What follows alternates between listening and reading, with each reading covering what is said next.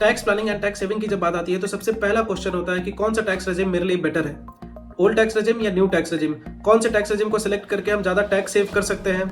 अगर हम new tax regime को ऑप्ट करते हैं तो उस केस में क्या कोई एग्जेम्पशन डिडक्शंस अवेलेबल हैं, या फिर मुझे per month in hand salary ज्यादा चाहिए तो उस केस में कौन सा टैक्स रेजिम मेरे लिए बेटर है। तो आज के वीडियो में यही क्वेरी को हम क्लियर करेंगे और अच्छे से समझेंगे कि ओल्ड टैक्स रेजिम और न्यू टैक्स रेजिम में एग्जैक्टली क्या डिफरेंस है। एंड फाइनली एज सेड, मैं आपके लिए एक टैक्स कैलकुलेटर भी लाया हूँ जिसकी हेल्प से आप अपने इनकम रिलेटेड एंट्रीज करके आप ये देख सकेंगे कि आपको ओल्ड टैक्स रेजिम और न्यू टैक्स रेजिम में कितना टैक्स पे करना रहेगा। वीडियो काफी इन्फॉर्मेटिव एंड वैल्यू ऐड करने वाली है, तो अगर आप चैनल पर पहली बार आए हैं तो प्लीज सब्सक्राइब करके अपना सपोर्ट दिखाएं ताकि ऐसे और इन्फॉर्मेटिव वीडियोस में आप तक लाता रहूं। तो चलिए सबसे पहले देखते हैं ओल्ड टैक्स रेजिम और न्यू टैक्स रेजिम में टैक्स स्लैब्स को और उसके कोरेस्पॉन्डिंग पर टैक्स स्लैब में कितना % का टैक्स लगता है। तो यहाँ हम स्क्रीन पर आ जाते हैं। अब बजट 2023 के बाद ओल्ड टैक्स रेजिम के जो टैक्स स्लैब्स है वो एज इट इज सेम है।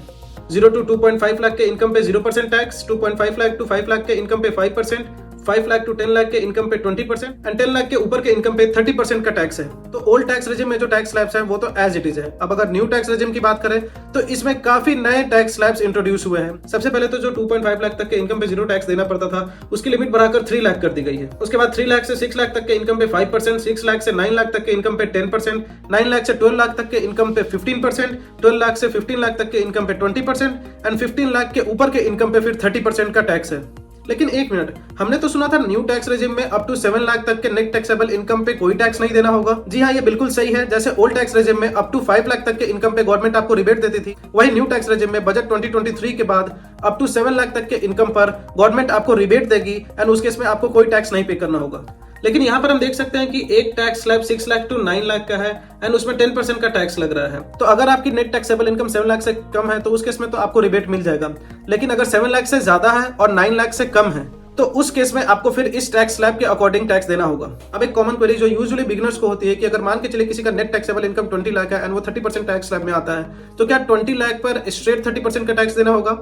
ऐसा नहीं है। जैसे जैसे आपकी इनकम की रेंज बढ़ती है तो जिस हिसाब से टैक्स स्लैब्स दिए हुए हैं आपके उस इनकम रेंज पर उसी अकॉर्डिंग टैक्स लगता है एंड फिर सबको ऐड करके जो फाइनल टैक्स निकलता है वही आपकी टोटल टैक्स लायबिलिटी होती है। एग्जांपल के तौर पर अगर इस केस में हम ओल्ड टैक्स रेजिम को लेकर चलें तो 2.5 लाख to 5 लाख तक के आपके इनकम पे 5% का टैक्स, 5 लाख to 10 लाख तक के इनकम पे 10% का टैक्स एंड फिर 10 लाख के बाद जो रेस्ट ऑफ द इनकम आपकी बच गई, इस केस में जैसे 10 लाख, तो सिर्फ उसी पर 30% का टैक्स लगेगा एंड इन फिर तीनों को ऐड कर देने के बाद जो अमाउंट निकलेगा वही हमारी टोटल टैक्स लायबिलिटी होगी। तो टैक्स स्लैब्स की तो बात हो गई। अब आगे बढ़ते हैं एग्जेम्पशंस एंड डिडक्शंस की ओर। नाउ कौन कौन से एग्जेम्पशंस हम ले सकते हैं, कौन कौन से डिडक्शंस क्लेम कर सकते हैं, कौन सी कैटेगरी के अंदर, कौन से सेक्शन के अंदर वो एग्जेम्पशंस या डिडक्शंस आते हैं। कंप्लीट टैक्स प्लानिंग के ऊपर एक डिटेल वीडियो मैंने ऑलरेडी बना रखा है, आई बटन में मैं उसका लिंक डाल दे रहा हूं, आप जाकर उसे देख सकते हैं। वो वीडियो आपको यह समझने में भी हेल्प करेगा कि आप अपनी मैक्सिमम टैक्स प्लानिंग कैसे कर सकते हैं एंड अपने ज्यादा से ज्यादा टैक्सेस कैसे सेव कर सकते हैं। तो अब बैक टू कॉन्टेक्स्ट, अगर हम ओल्ड टैक्स रेजिम और न्यू टैक्स रेजिम की बात करें तो हमारे पास ओल्ड टैक्स रेजिम में तो n number of exemptions and deductions हैं।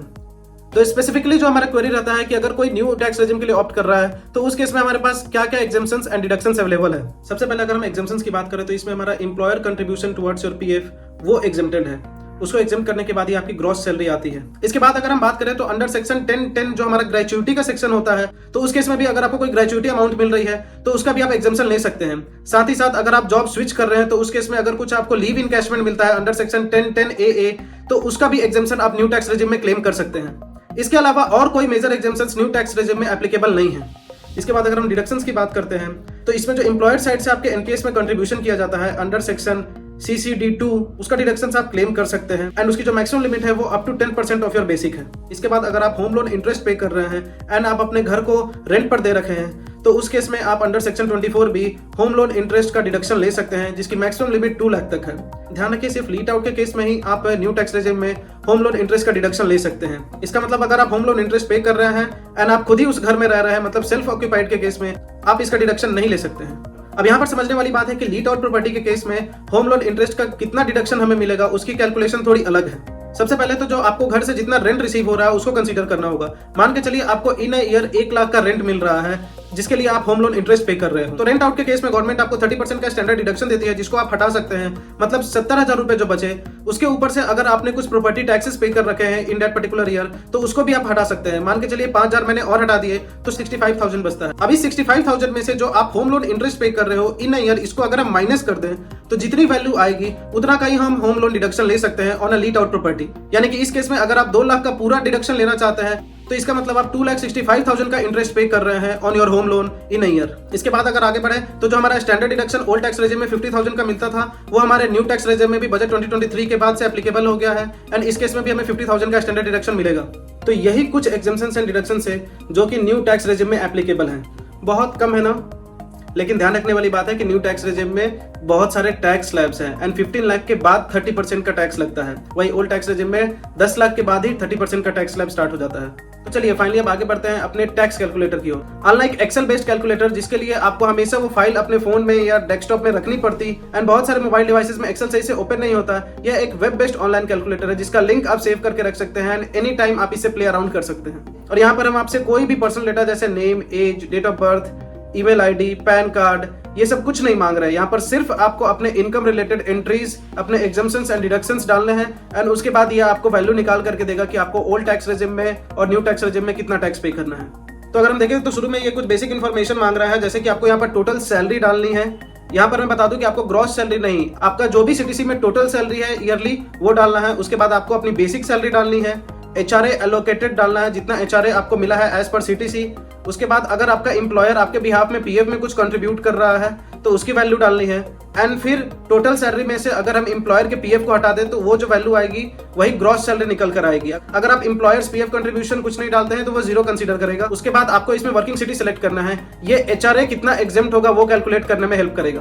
तो जितने भी एंट्रीज है जिसमें यहाँ पर रेड एस्ट्रिक लगा हुआ है ये सारे मैंडेटरी फील्ड है। इसको फिल करने के बाद आपको कंटिन्यू करना है। एग्जाम्पल के लिए मैं यहाँ पर 10 लाख टोटल सैलरी ले लेता हूँ, basic salary 5 lakh, HRA allotted 2.5 lakh, employers PF contribution को मैं अभी जीरो रहने देता हूं। उसके बाद वर्किंग सिटी को मैं अभी के लिए दिल्ली सेलेक्ट कर लेता हूं जो कि एक मेट्रो सिटी है एंड फिर कंटिन्यू पे क्लिक करता हूं। उसके बाद आपको यहाँ पर अपने एग्जम्पशंस और डिडक्शंस डालने हैं और यहाँ पर जितने भी एग्जम्पशंस एंड डिडक्शंस दिए गए हैं उसके साथ ही उनका सेक्शन भी दिया हुआ है जो कि एज पर आईटीआर जब आप फिल करते हैं तो उसमें भी ये सारे सेक्शन ही मेंशन रहते हैं। तो सबसे पहले एग्जम्पशंस में हमारा हाउस रेंट है, तो यहाँ पर हमें पर मंथ हम जितना हाउस रेंट पे कर रहे हैं उसकी वैल्यू डालनी है। इस केस में मैं 10,000 डाल देता हूँ। इसके बाद जो बाकी के एग्जम्पशंस हैं आप डाल सकते हैं। ध्यान रखिए कि इसमें कहीं पर अलग से न्यू टैक्स रेजिम या ओल्ड टैक्स रेजिम के लिए नहीं पूछा गया है। आप जो भी एंट्री करेंगे उसके बेसिस पर ऑलरेडी कंडीशन लगी हुई है। जितने exemptions and deductions old tax regime में लगेंगे एंड न्यू टैक्स रेजिम में लगेंगे उसी के अकॉर्डिंग वो उसकी कैलकुलेशन करेगा। तो उसके लिए आपको कुछ अलग से सोचने की जरूरत नहीं है, आपको बस ये सारे एंट्रीज करनी है जो भी आपके लिए एप्लीकेबल है। तो इस केस में बाकी के एग्जम्पशंस को मैं एज इट इज छोड़ देता हूं। उसके बाद डिडक्शंस में हमारे पास सबसे पहले 50,000 का स्टैंडर्ड डिडक्शन है जो बाय डिफॉल्ट मिल रहा है। प्रोफेशनल टैक्स में मैं 2500 डाल देता हूं जो कि मेट्रो सिटी में मैक्सिमम 2500 इसकी लिमिट है। इसके बाद सेक्शन 80C में मैं 1.5 लाख का डिडक्शन डाल देता हूं। फिर एनपीएस में मैं कंसीडर कर लेता हूं कि 50,000 का एडिशनल डिडक्शन हम ले रहे हैं। इसके बाद हम मान लेते हैं कि इस केस में हमने कोई और डिडक्शन नहीं लिया है एंड फिर हम कैलकुलेट पे क्लिक करते हैं। तो देखिए यहाँ पर ये ओल्ड टैक्स रेजिम और न्यू टैक्स रेजिम दोनों का डेटा दिखा रहा है। दोनों में ग्रॉस टोटल सैलरी आपकी कितनी बनी, उसके बाद टोटल एग्जम्पशंस कितने आपको क्लेम हुए, टोटल डिडक्शंस कितने आपके क्लेम हुए एंड फिर आपका जो नेट टैक्सेबल इनकम निकल कर आया वो कितना हुआ एंड फाइनली जो आपका टोटल टैक्स लायबिलिटी है वो आपको दिख रहा है। तो ओल्ड टैक्स रेजिम में इस केस में 49,920 का टैक्स पे करना होगा, वहीं पर न्यू टैक्स रेजिम में यहाँ पर 54,600 का टैक्स पे करना होगा। अब यहाँ पर एक नोट करने वाली बात, जब भी आपको अपनी सैलरी स्लिप मिलती होगी उसमें टोटल टैक्स के साथ एक हेल्थ एंड एजुकेशन सेस भी ऐड हो जाता है। तो ये जो हेल्थ एंड एजुकेशन सेस है ये 4% ऑफ योर टोटल टैक्स लगता है एंड फिर इसको टोटल टैक्स में ऐड कर दिया जाता है। इसका मतलब आपके टैक्स स्लैब के अकॉर्डिंग आपका जो भी टोटल टैक्स निकल के आया उसका 4% निकालकर फिर हम टोटल टैक्स में वापस ऐड कर देंगे, तो जो हमारी टोटल टैक्स वैल्यू निकल कर आएगी वही हमारी नेट टोटल टैक्स लायबिलिटी बनेगी। तो इस केस में मैंने उस कंडीशन का भी ध्यान रखा है। तो जो यहाँ पर आपको फाइनल अमाउंट जो टैक्स पे करने को दिखा रहा है इसमें 4% का health and education cess already included है।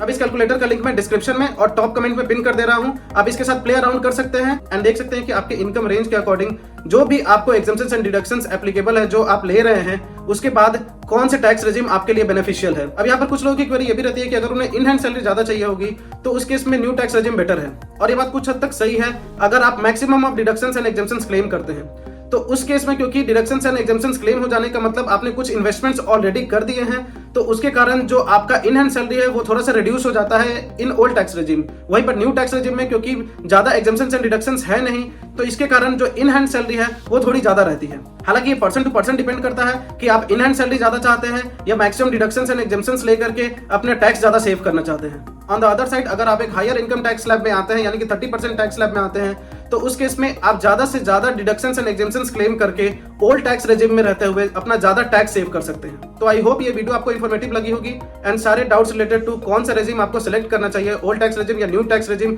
वो अब क्लियर हो गए होंगे। अगर ये वीडियो कुछ वैल्यू ऐड की होगी तो लाइक एंड सब्सक्राइब करें एंड शेयर करें अपने फ्रेंड्स एंड फैमिली के साथ। आज के वीडियो में इतना ही, मिलते हैं अगले वीडियो में, तब तक keep learning, keep growing and keep investing.